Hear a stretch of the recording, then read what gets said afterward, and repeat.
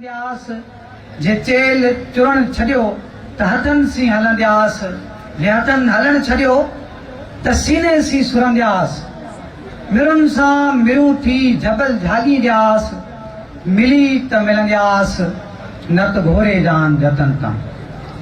लतीफ़ जे इन्हनि सिटुनि सां स्टेज ते वेठल सिंध शागिर्द सभा जी मरकज़ी बॉडी भाऊ साहिल सिंधी जनरल सेक्रेटरी सिंध शागिर्द सभा ऐं असलम सिंधी जॉइंट सेक्रेटरी ऐं स्टेज ते वेठल ॿिनि ज़िलनि ऐं ॿिनि तंज़ीमनि जे दोस्तनि खे हक़ मौजूद जीअं सिंध जीअं लतीफ़ दोस्तो सिंध यूनिवर्सिटी जी अहमियत असांजे लाइ रुगो इन करे न आहे त सिंध यूनिवर्सिटी जे अंदरि गैर निसाबी शयूं पढ़ाए गैर साइंसी शयूं पढ़ाए असांखे नामयाद डिग्रियूं ॾिनियूं वञनि थियूं पर सिंध यूनिवर्सिटी जी अहमियत उन करे आहे जो हिते सियासत जा बुनियाद जीएम सैद रखिया हुआ।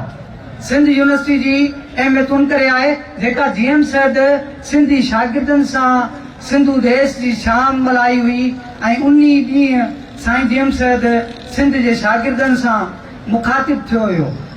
दोस्तो जांजा हुई देरी विरची न वेठी वञी पूं पेठी साड़ींदे के सजणे। लतीफ़ मूंखे ख़बर न आहे त लतीफ़ जो बेत कहिड़ी कैफ़ियत में चयो आहे पर लतीफ़ जो इहो बेत जीएम सैद जी ज़िंदगी ते ठहकी अचे थो छो त जीएम सैद कॾहिं बि विरची न वेठो हू ख़ामोश न वेठो हू सदाई जिदोजहद में रहियो मैदान में रहियो।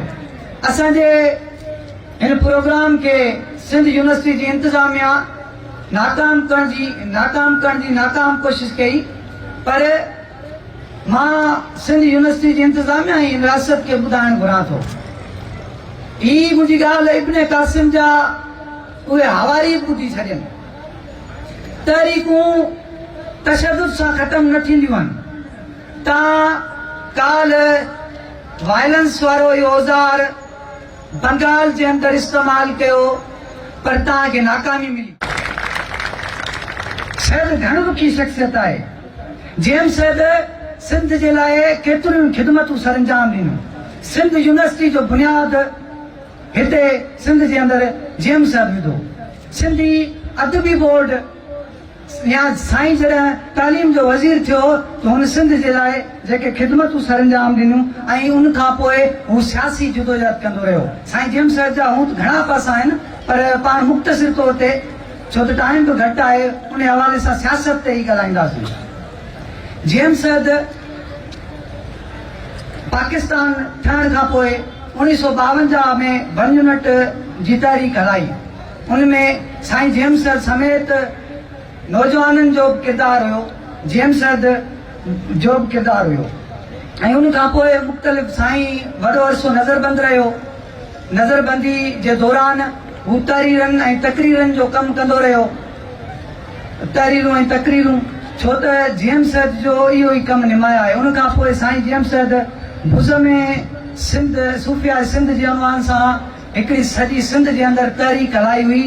उन तहरीक में साईं सभिनी सॼी सिंध जे माण्हुनि झरझंग में वियो हो। उन वक़्त में आज़ादी जी ॻाल्हि करणु या सियासी सुजागी जी ॻाल्हि करणु ईअं हो जीअं आरेसर चवाणी त कब्रिस्तान में बि आज़ान ॾियण जे बराबरि हो। पर पोइ बि जीएम सैद कॾहिं बि झुकियो न। जीएम सैद जिदोजहद कंदो रहियो। हीअ जेका मज़हबी इंतिहा पसंदी आहे सिंध जे अंदरि जीएम सैद जो मज़हबी इंतिहा पसंदी जे ख़िलाफ़ किरदारु रहियो। हुन जीअं ॾिठो आहे मूं किताब लिखी करे ऐं लतीफ़ पैगाम लतीफ़ लिखी करे असांखे इहो ॿुधायो त सिंध में कंहिं बि मज़हबी इंतिहा पसंदी जाइ न आहे। लतीफ़ बि पंहिंजे दौर में पंहिंजी शाइरी जे ज़रिए छो त सिंध जे अंदरि सूफ़िज़म जेको आहे उहो शाइरी जे ज़रिए एक्सप्रेस थियो आहे। उस लतीफ़ पंहिंजी शाइरी जे ज़रिए मज़हबी इंतिहा पसंदी ख़िलाफ़ जंग कंदो रहियो। जीअं लतीफ़ जो शहर आहे मुला मुला मचव उहे आहिड़ी आहिनि मिरू संदे मां ते था माणक मटाइनि उन्ही ते आहिनि लानतूं लतीफ़ चए।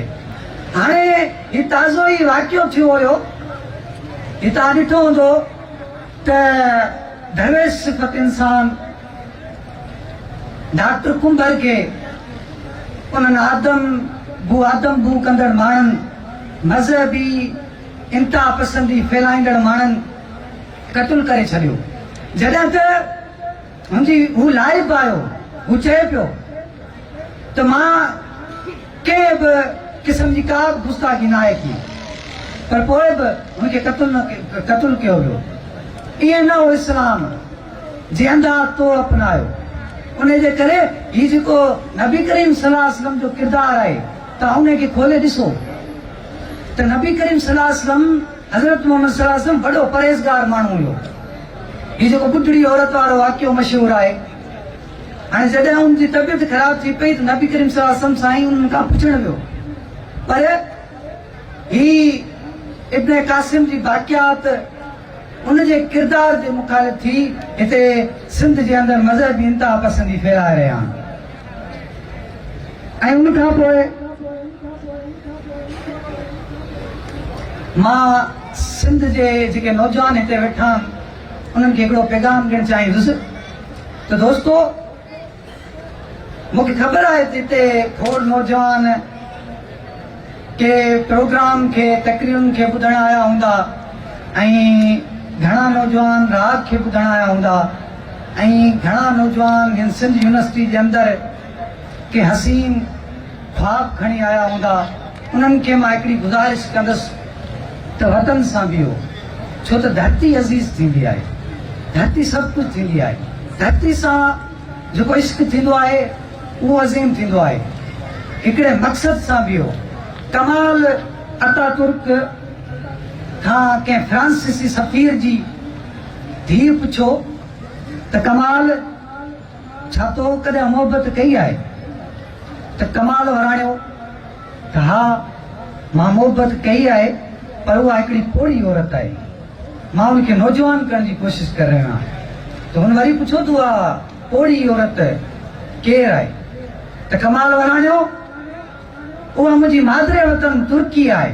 उन जे करे वतन अज़ीज़ थींदा आहिनि, वतन सां मोहबत अज़ीज़ थींदी आहे। सभिनी दोस्तनि खे इहा मां गुज़ारिश कंदुसि त जेके बि सिंध यूनिवर्सिटी जे अंदरि मसइला आहिनि या सिंध जे तालीमी इदारनि जे अंदरि मसइला आहिनि उन सियासत सां बीहो। जीअं लतीफ़ चयो आहे न त अखि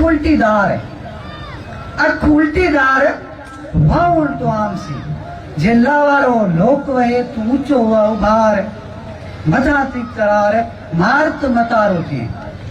उहा जेका उल्टी अखि आहे, उहा उल्टी अखि हीअ आहे जो तव्हां जॾहिं उन सियासत सां सलाहजंदो या जेको रस्तो आहे, जेको सचाई जो रस्तो आहे, जेको कमिटमेंट जो रस्तो आहे, उन हिसाब सां लाड़जंदो त पोइ इहो मामिलो जुड़ी सघंदो। ऐं सिंध